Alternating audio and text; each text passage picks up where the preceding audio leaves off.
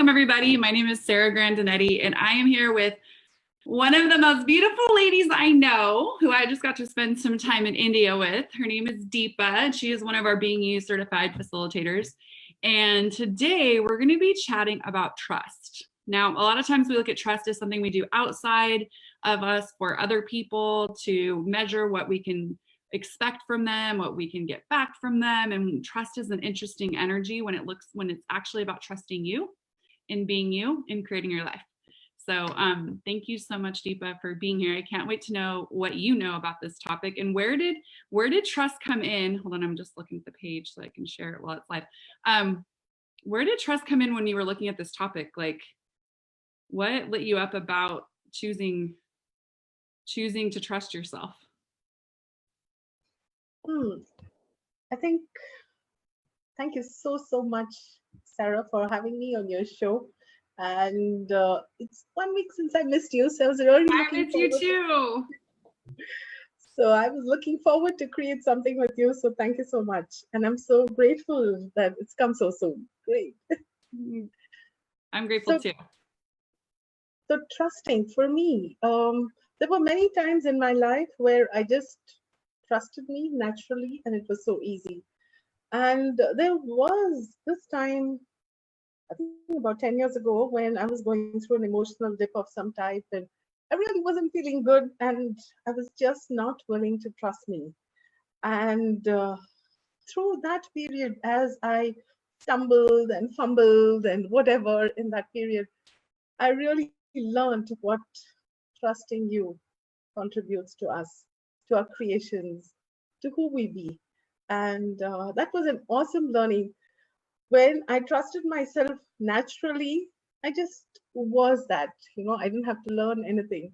And there was this period where I was just not willing to trust that I can get up, trust that I can move on, trust that I can create.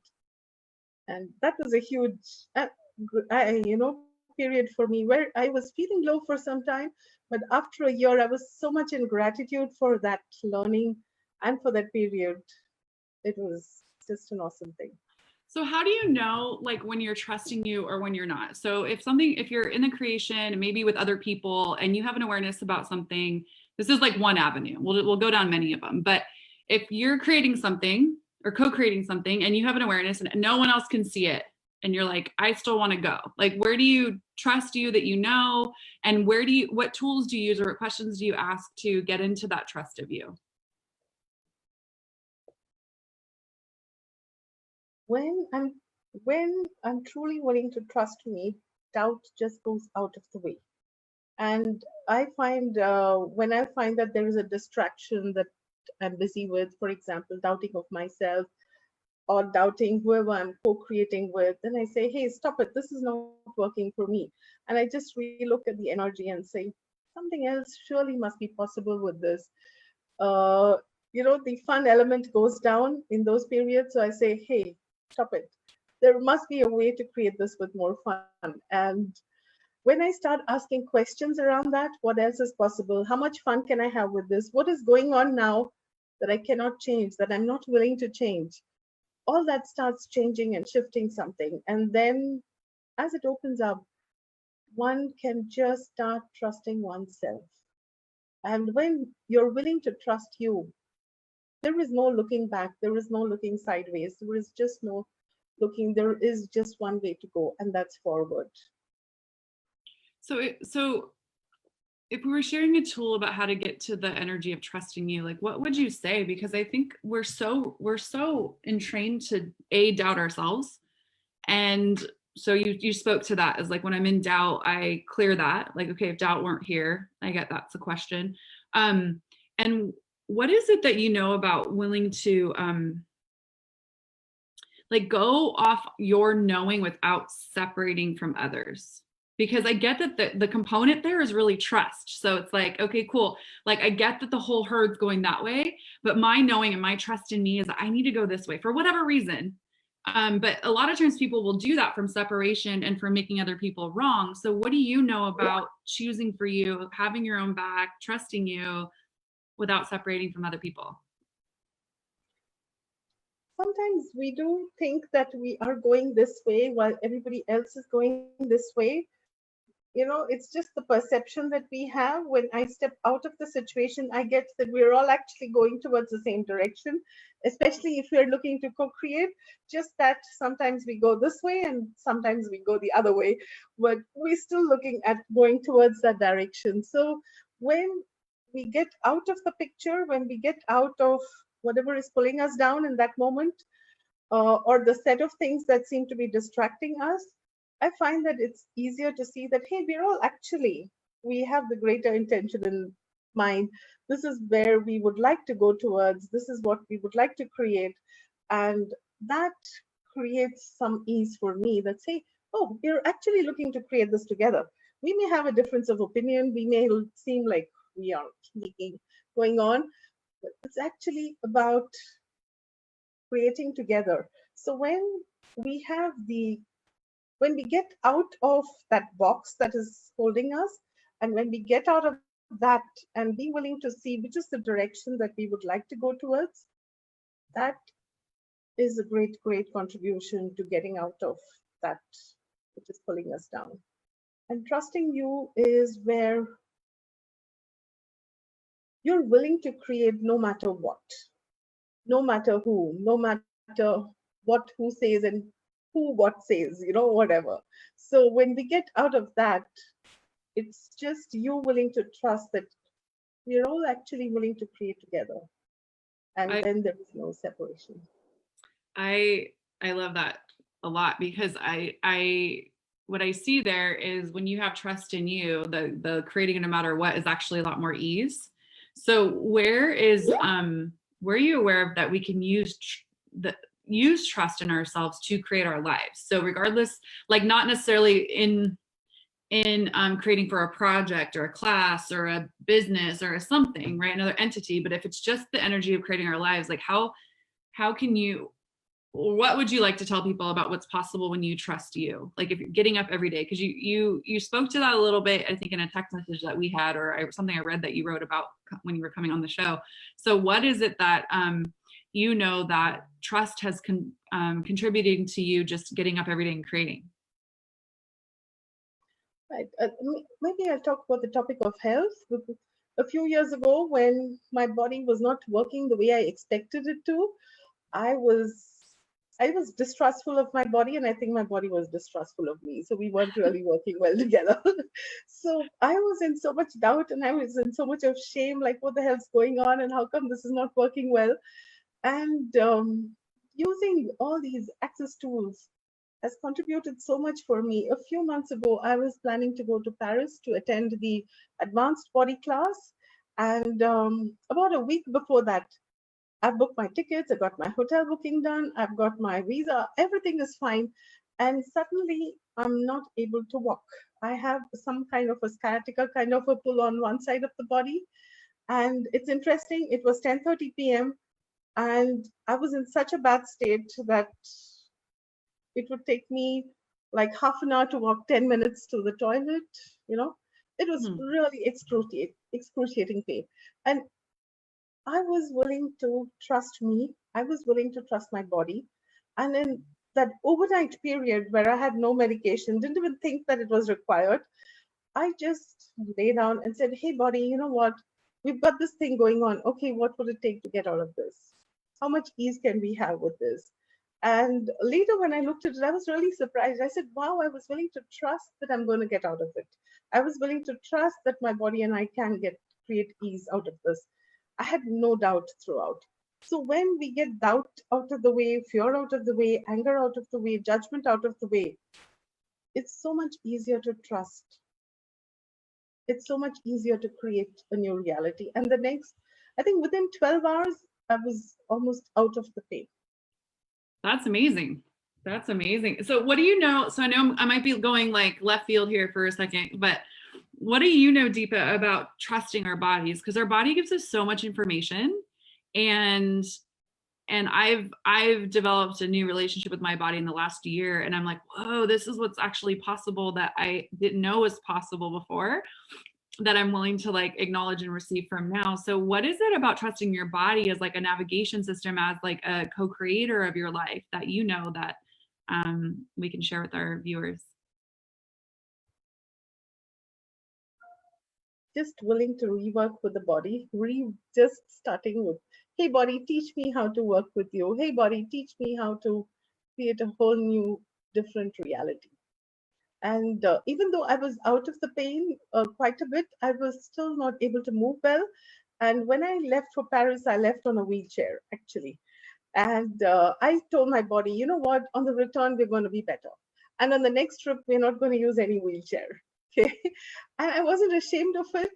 I was just guilty jumping the immigration queue sometimes, but it was fun overall. And, so when we're willing to get out of the judgment and also laugh at the whole situation, I think that creates a great whole different thing with the body. The body just gets to relax because the body is already undergoing pain. And when we, help judgment on it or wrongness of whatever's going on for us at that time, it becomes more difficult for the body to, go on, move on, create different.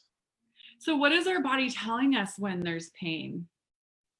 So like, I guess what I'm looking at is like, if someone's watching this right now and they're in a lot of pain and we're talking about trusting our body and talking to our body, and our body is actually a navigation tool of awareness.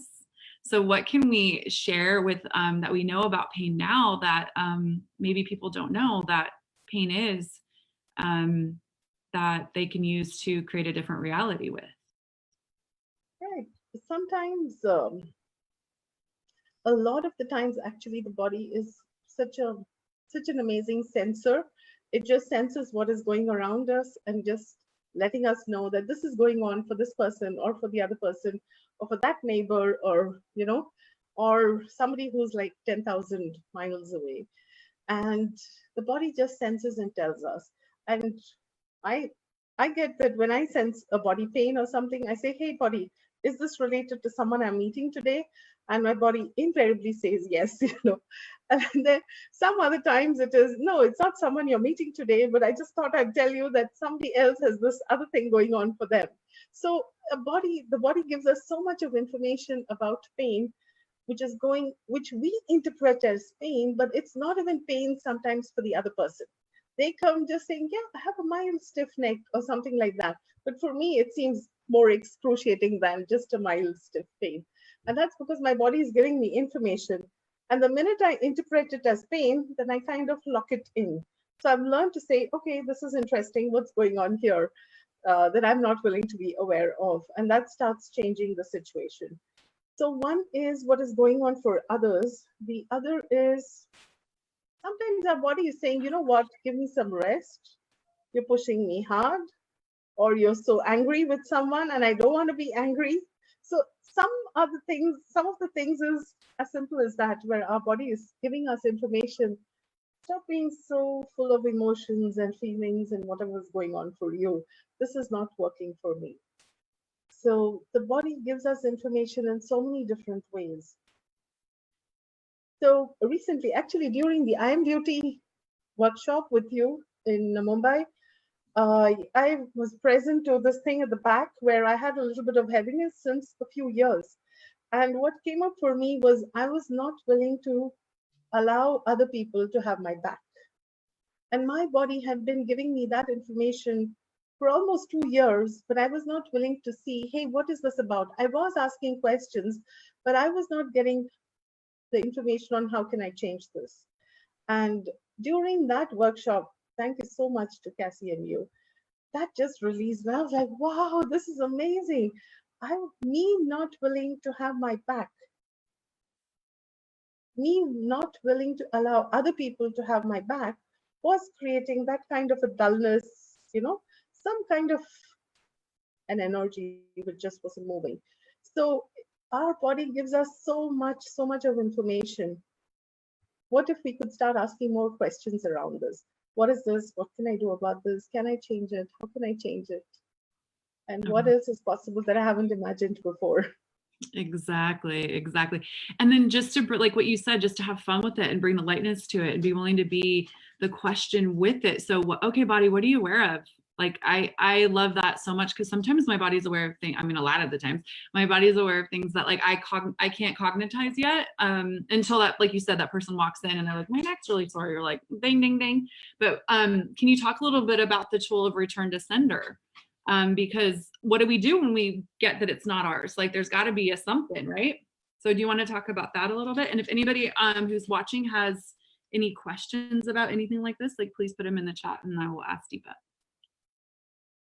So what's that other tool that you could speak to after you get that it's not yours? Yeah, so there was this one time when someone had come in for a session, private session, and I was good until she came in, but suddenly after I started talking to her, I couldn't lift up one of my arms. And so I asked her, do you have something with your arm or your armpit? And as I continued to speak to her, the pain was so excruciating, I couldn't lift my arm at all. And she lifted her arms and she said, I have no problem. I don't know what you're talking about. And I was like, oh, okay, fine. What else is possible? And I started running different body processes on her, and her body was asking me to do removal of physical trauma from her body. So I started working on that. After 10 minutes, I could see I had more easy movement around my shoulders, and I could make out that it was hers, not mine. And I kept saying, interesting point of view. She has this point of view. Interesting point of view. I have this point of view. I kept saying that. I had a point of view that I had to pick it up. So she had a point of view which was showing up as a particular energy. In my point of view, it was showing up as pain in my body.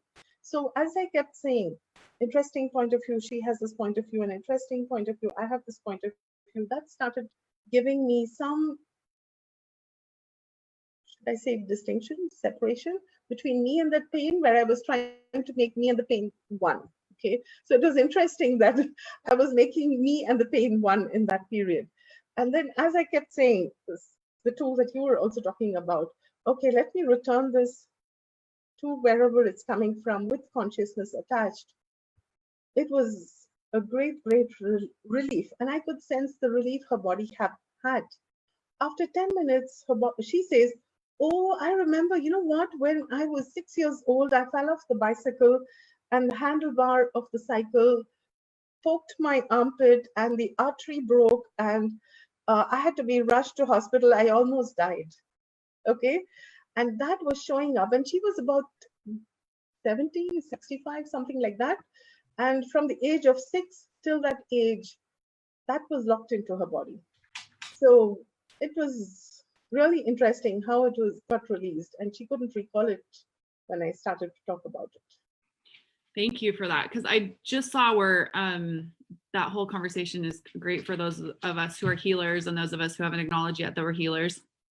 And how we locked in or decided or concluded that in order to heal people, we have to take it into our bodies and we can't release it. So one of the things we talk about in Access is that, like exactly how Deepa said, is you can return to sender with consciousness attached, because the only person who can really change it is that person who created it. So I know you said it in there. I just wanted to kind of highlight it. So if you have an awareness of a pain in your body, you can actually ask the question, who does this belong to? And if it lightens up, it's not yours, and then choose return to sender with consciousness attached. And then they have a choice to change it. But what's cool that you spoke of is that actually you allowed yourself to go, okay, it's not mine, it's here. What information is it giving me? Because I didn't just fall on my shoulder. I didn't just, overextend something. It just showed up suddenly when I'm working on this woman. So Dana always says anybody that you're working on, whatever's going on in your body is actually an indicator of what needs to be worked on with them. And so it's actually like the psychic receptor to guide you if you allowed it, but you don't have to keep it locked into your body. You can then use it in your sessions and your life, really, because it can, if we looked at our bodies like that and we're always in the judgment of the pain and the avoidance of the pain, because anytime we avoid anything in our lives, whether, and I'm playing with this more dynamically in my life now ever before, not just in our bodies, but anything that we resist and react to, we actually keep it in place because we give it something to bump up against. So if we can be an allowance, lower walls and barriers, and receive what's there, a lot of times even mostly even in our bodies, like things will dissipate so much quicker than the anger and the rage that comes up with, oh, my back hurts again today. Like, okay, body, what are you trying to tell me? Actually allows space for that to dissipate, even if you don't have a direct awareness of who it is. And what I also like that you said about having fun, you said, oh, I was fun jumping all the security lines in my wheelchair. And I'm like, well, brilliant, body, way to go. Where, you know, like that, because how many of us would just be like, I need a wheelchair. Like, they don't ask you for a doctor's note to get a wheelchair. I'm going to get a bunch of shit, people doing crazy shit in airports, but they don't ask you for, you just ask for a wheelchair assistance and they will take you. I've had it happen. They take you all the way to the plane, jumping all the lines. So what did your body know that it required to have that day? Like what did you skip having happen because your body actually created something where you would ask for a wheelchair? And if we were willing to go to the lightness and the fun and the play with that, like what would be possible with pain in our bodies that we haven't allowed for the possibility yet, that would create, well, the whole clearing. What else is possible for you with pain in your body that you don't think is possible, that if you allowed for the possibilities would create a completely different reality? Everything that is, you destroy and uncreate it, right? Wrong, good, bad, pod, poc, all nine shorts, boys and beyonds. Hi, everybody. Hi, Maria. Hi, Pauline. Hi, Patty. Hi, Mark. Hi, Sarah. Hi, Brita. Hi, Charlotte. Hi, Paula. Hi, Anna. Okay. Hi, everybody. Yeah, so I know one of the things you love to talk about is money. You do a lot of money workbook classes. What's your favorite money tool that you could share with our viewers today? Oh, okay. I don't have one single tool. I have so many that I love. Just eeny, meeny, miny, moe it. Okay. Okay, let me see. One of the things that has been interesting for me is the way I pick up scratch cards that give me money. Okay. So I got this phone when I bought a lipstick. So they said there is a scratch card with this. And I said, okay, what is the price? They said Uber ride. So I said, no, tell me the maximum price. So they said, Uber ride. I said, no, tell me the maximum one. Then they said, okay, there is a phone with this. I said, okay. So when I picked up the scratch card, I said, okay, which one of you will get me money? Which one of you is going to get me the phone card? And when I scratched it, I got the phone card. That's amazing. So you're saying, wait, hold on, stop the presses. Hold on a second. You're saying asking questions when creating your life and creating money and wealth actually contributes to you having more of it? What? Tell me more, dear. Tell me more. So when we ask questions, asking questions is such an awesome tool. When we play with that, so much is possible. So there was this time a few years ago, I was conducting a class at Philippines, and I was planning to go to a hotel, and we were in that locality going around in this taxi for about 1.5 hours looking for this hotel. And this was the time before Google Maps was so easily available. And I said, something is going on. It can't be so difficult to reach a hotel. I said, okay, is it that the class doesn't want to be there? And my class said, yeah, I don't want to be there. And I had a bars class the next day. And I said, okay, class, where do you want to be? And just as I was asking the class, I passed the hotel that I was planning to go to. Now, the funny thing was the car was on the opposite side, and there was no way we could reach the hotel unless we did a U-turn a little further away. Now, instead of doing the U-turn, this taxi driver took us over this, what do you call this? Like a flyover, and it took us straight into the Manila city. I just knew, okay, this has to be somewhere else. I said, okay, listen, I know only one hotel in Manila city other than this one. So just take me where you want to. Class, take me where you want to be conducted.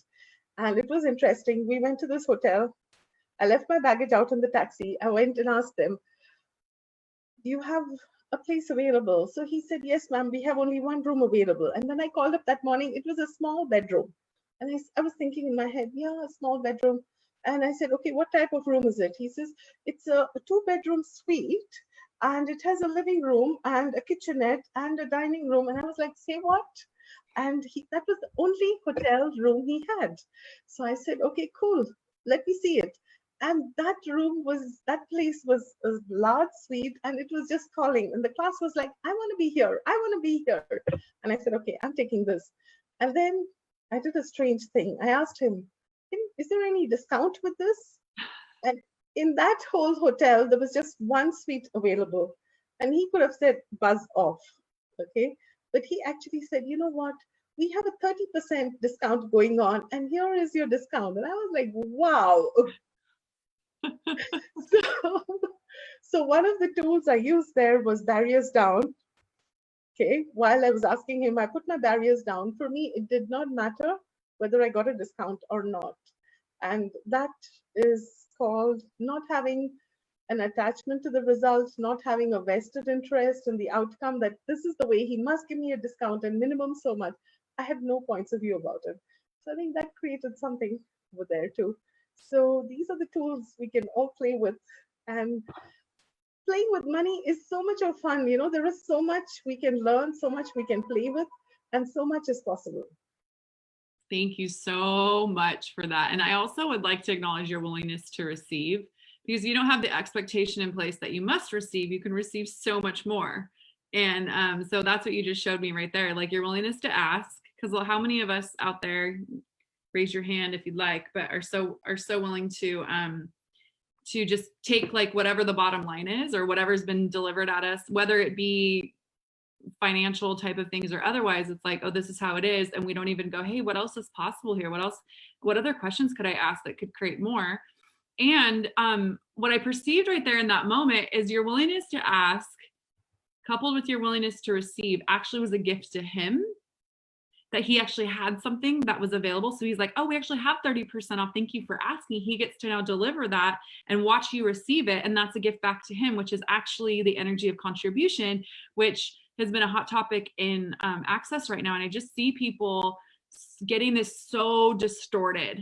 And I'm sure I'm guilty of it at some point, absolutely. But now that the conversation is up, like contribution is that full gifting and receiving simultaneously. And so how many times do people are like, can I get contribution?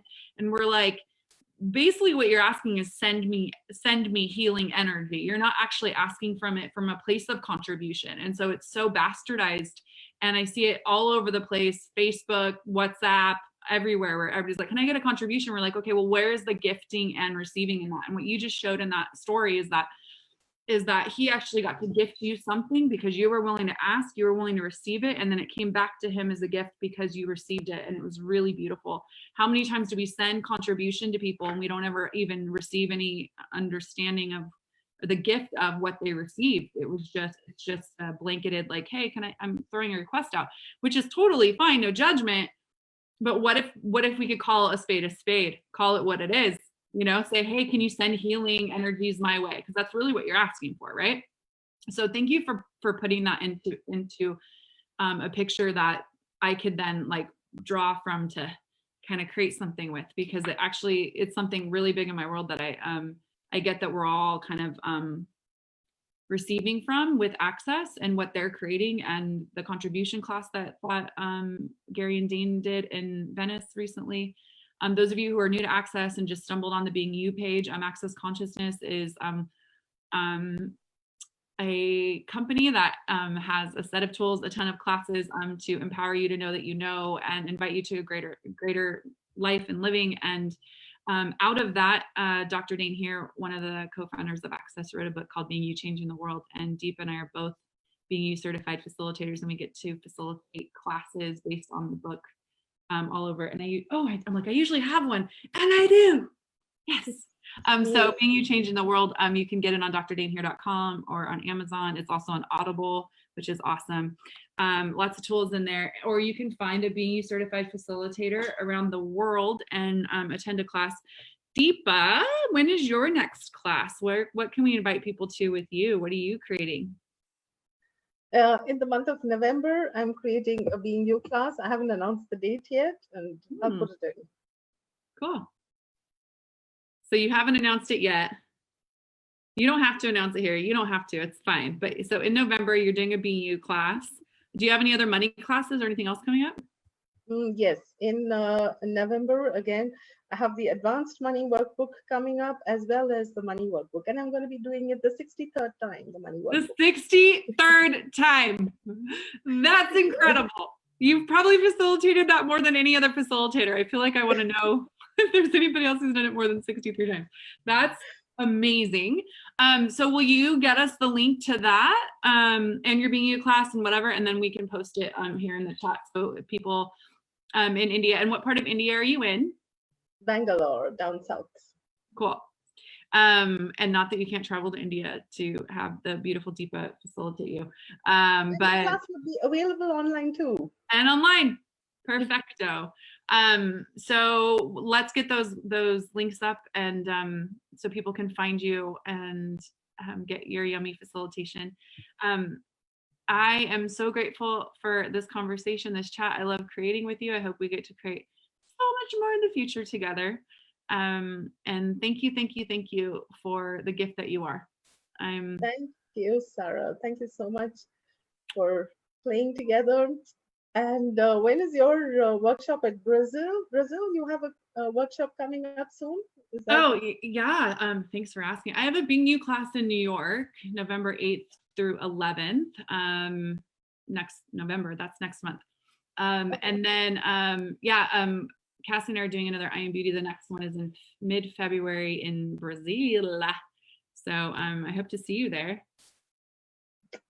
Yes, we'll be. All right. So if you guys have any questions, you can reach out to myself or Deepa in private message or comment here in the chat and tag us, and we will get you any information you need to find a Being You class near you. There's also links on the Being You Adventure page. And what else is possible when you're truly being you and having the adventure of living? I will talk to you guys soon. What? You one more thing? I believe Dane has just recently announced an ESB class in February in India. Energetic synthesis of being. Wow, I don't even know that. That's amazing. Cool. Yeah. So energetic synthesis of being, if you've had foundation, you can go to that. So check out Dane's website, drdanehere.com, to find out more. Hot off the presses from Deepa. I love it.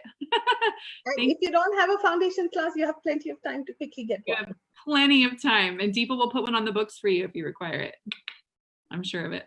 All right, I adore you, woman. I'll see you soon. See ya. Thank you so much, everybody. Bye-bye.